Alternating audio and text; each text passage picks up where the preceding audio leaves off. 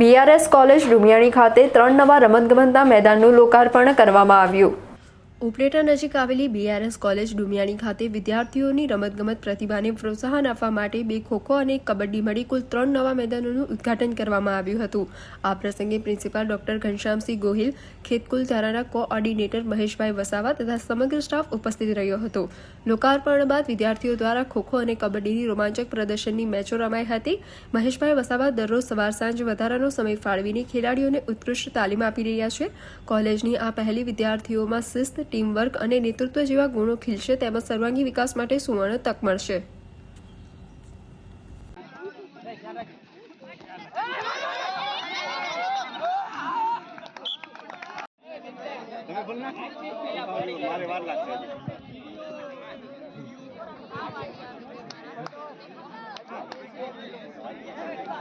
નમસ્કાર, હું BRS college ડુમિયાણીમાં Hindi વિષયના પ્રાધ્યાપક તરીકે કાર્યરત છું અને KCG સપ્તધારા જે ચાલે છે ને એમાં હું કોઓર્ડિનેટર છું। એની અંતર્ગત આ ખેલકૂદ ધારા છે। સપ્તધારાની અંદર 7 ધારાઓ છે, એમાંની એક આ ખેલકૂદ ધારા છે અને આજે અમે ત્યાં 3 મેદાનનું ઓપનિંગ કર્યું છે। 2 ખોખોના મેદાન, એક ભાઈઓ માટે અને એક બહેનો માટે અને એક કબડ્ડીનું મેદાન।